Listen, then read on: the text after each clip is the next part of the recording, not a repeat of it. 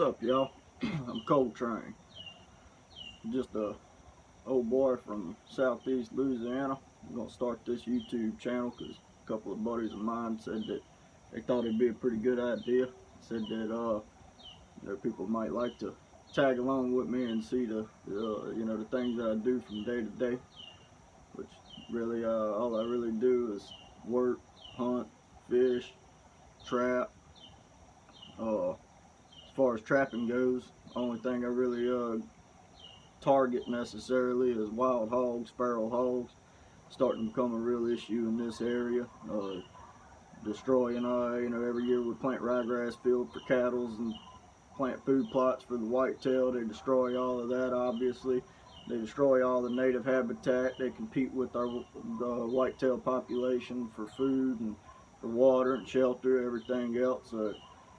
Definitely a major nuisance, becoming a major nuisance in this area. Not quite as bad as in other places like Texas and so forth. But anyway, some of y'all might not think I'm that good at what I do. Some of you might think I'm pretty good. It doesn't really matter to me either way. I'm just doing this for the fun of it because people told me I ought to. So this morning, all we're really going to do, I'm going to go up the road there, check the camera that I put out on a hog waller a couple days ago, see if anything's come through. They usually they'll pass through here about, about twice a week, somewhere in there. It's been probably about 4 or 5 days since that waller was last hit, so we're going to go right up there, see if the game camera picked up any pictures, anything, see what's going on. Might go walk the trap line and see if we might hang some snares today if there's enough hog sign in the area. Let's see what happens. Alright, y'all, here we are on the way in. We're gonna go check and see if they hit that waller last night or in the last couple of days, and we're gonna check the camera and see if we got any pictures on it. Here we go.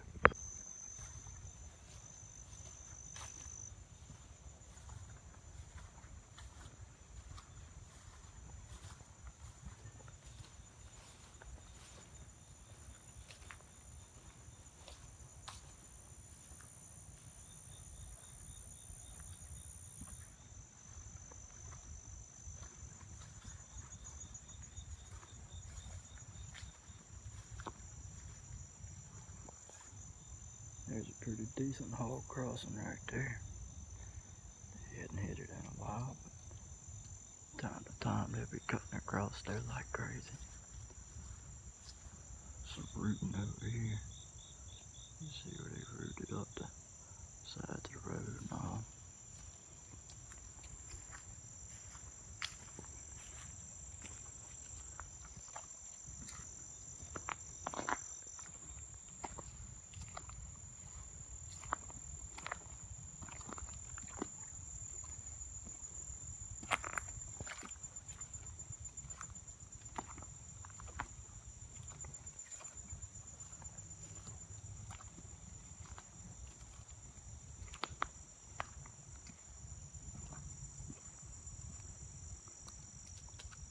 We got a squirrel cutting some acorns already right there.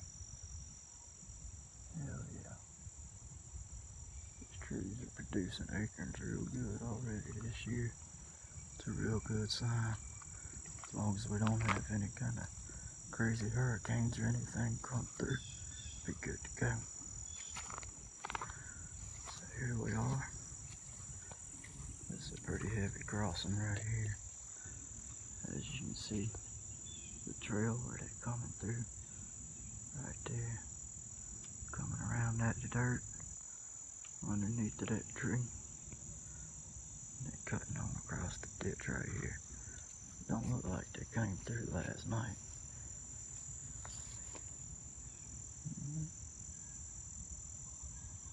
Yeah, doesn't look like anything came through here last night.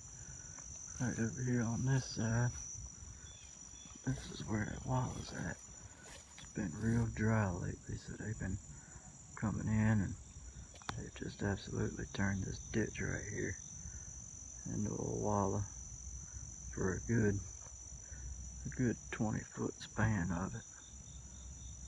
Got my camera on the tree right there. Sorry for the shaky quality. I drank a little too much coffee this morning.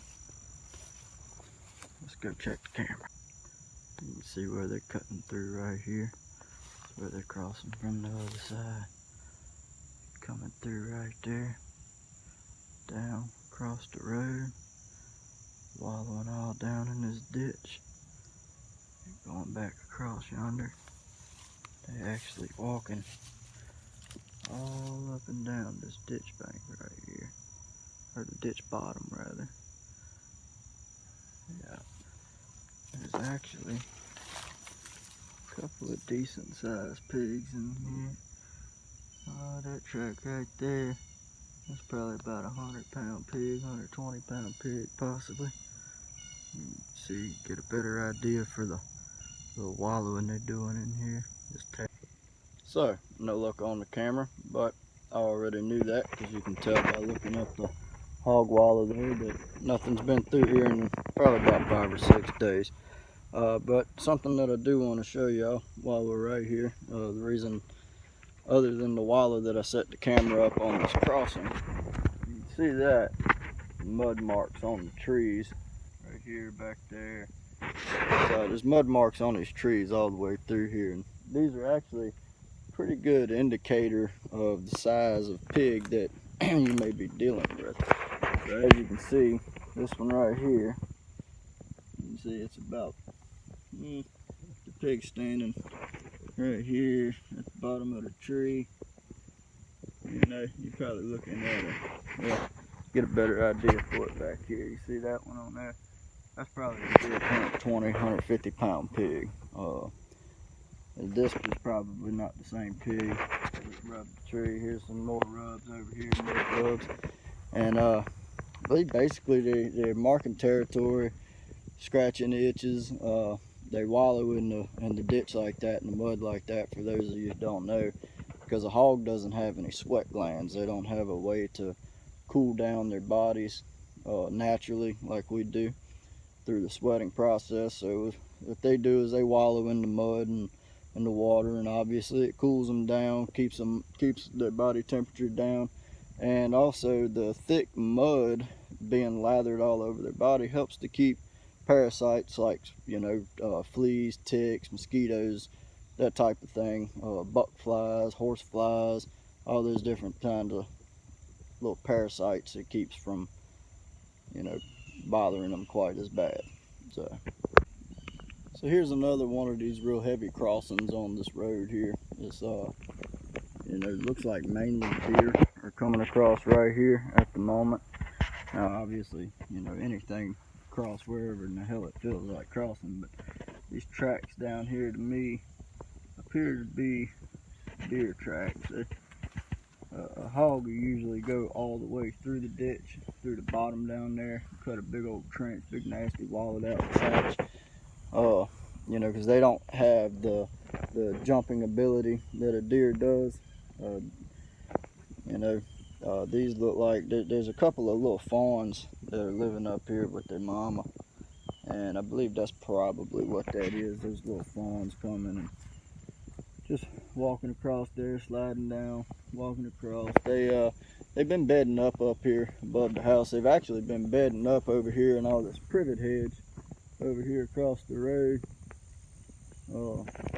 I've seen them many a times. They come up in my yard and they feed in my yard. I can actually be standing on the porch talking on the phone, and they'll come wandering up the road right there, eating out of the driveway after I freshly mow the grass in the middle of the day.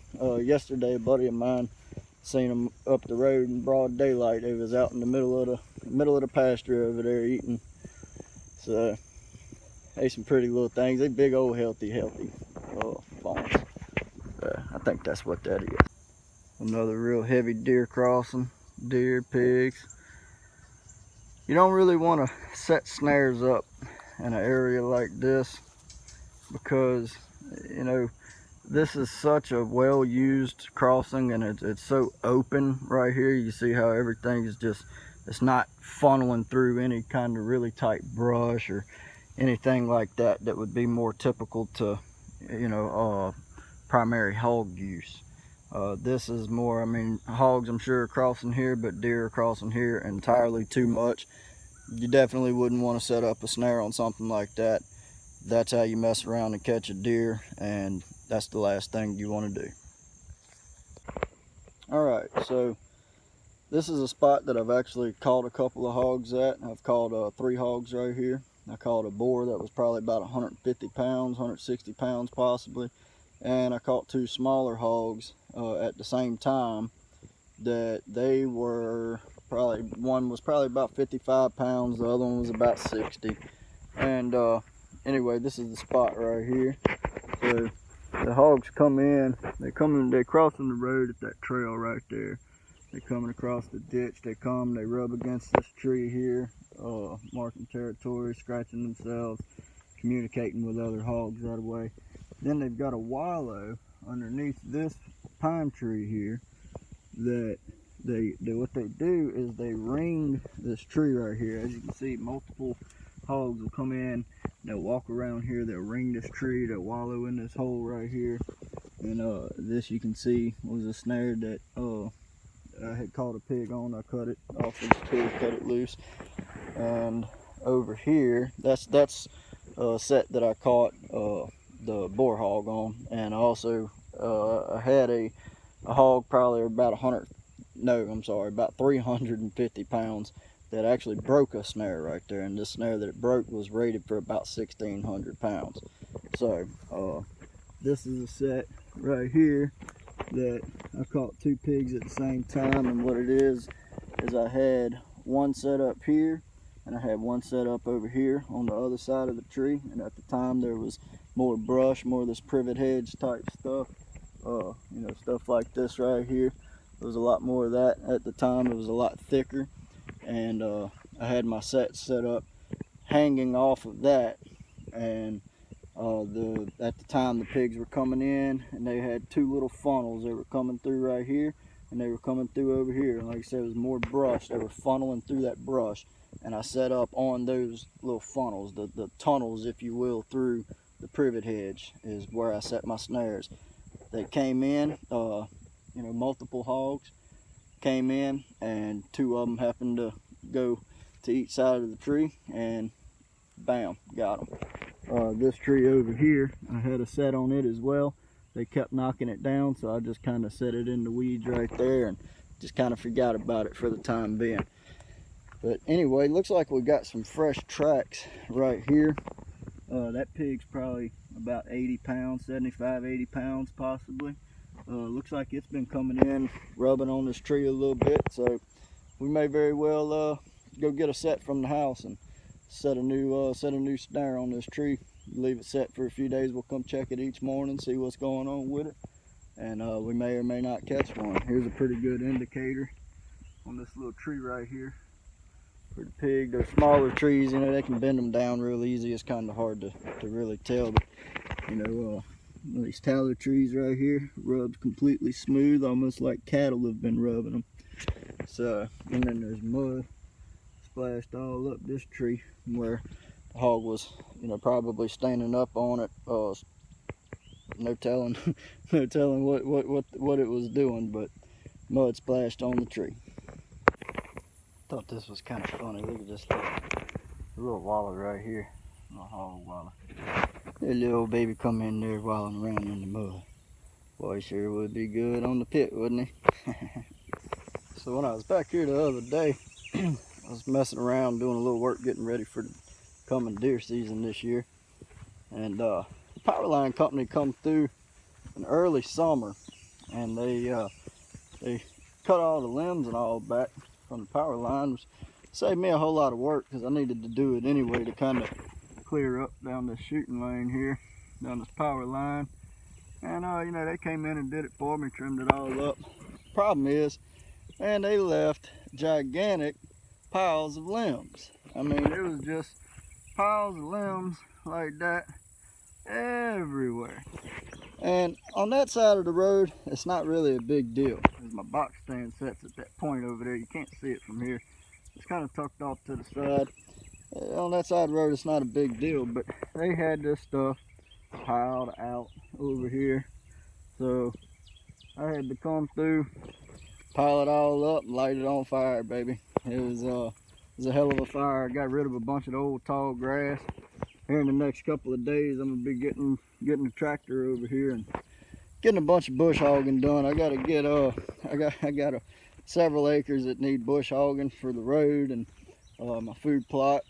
You know, we try to get all that planted. I got 2 sections of road I plant, and then I plant my food plot over there. And I got to get it all bush hogged down, because it before you know it, it'll be time to get it chopped up and planted as soon as it starts getting kind of cool. So here's the view from the box stand. So that's where we were just at down there. You can see that burnt spot. That's where we were just standing. And as you can see, there's plenty of bush hogging that needs to be done, because it's very, very hard to spot a deer through all that.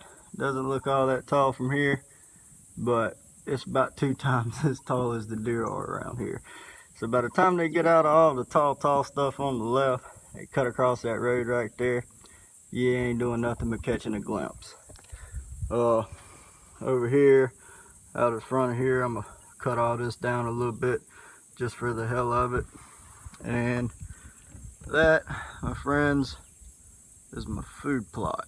And right now, that stuff's probably about 6.5, 7 feet tall. So got to get that taken care of. As you can see, is a lot of work yet to be done, but got a little bit of time left. We'll handle up on it. So here's a pretty good example of a spot where you'd want to set up a snare at. Hogs haven't been through here in a little while, but certain times of the year they come absolutely funneling through here.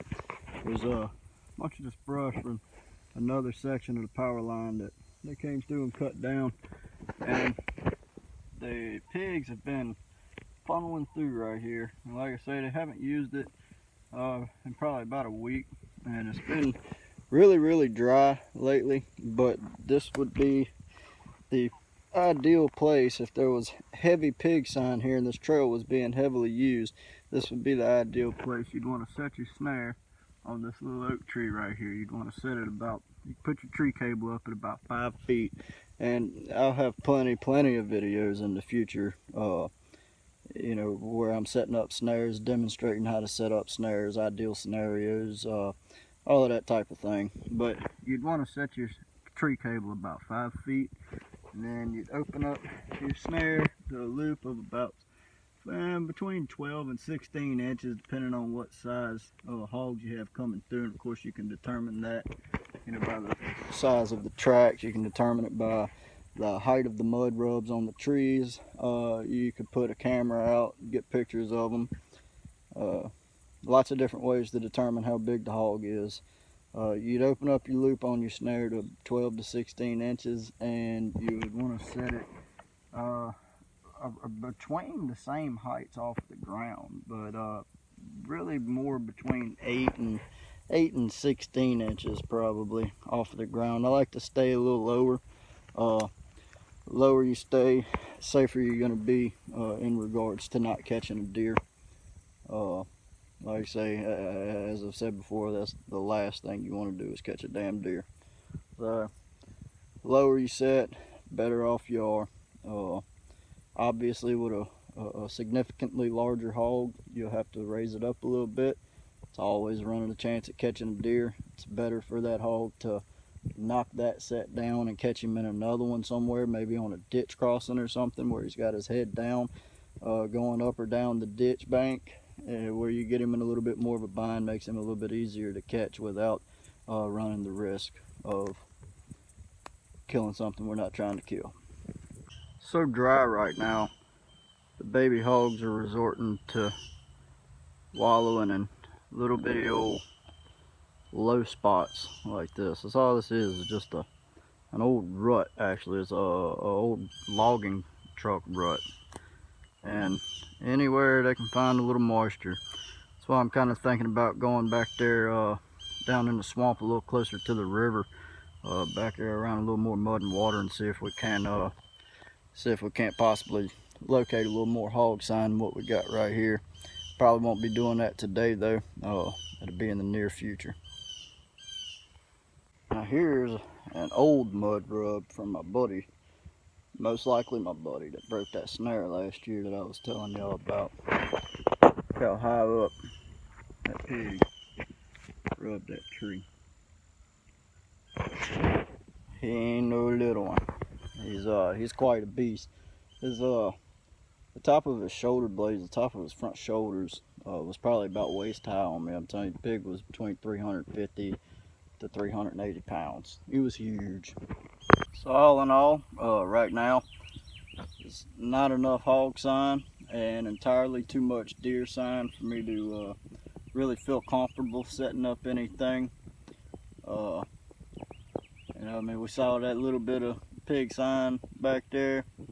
That's not enough in comparison to the amount of deer tracks that I saw.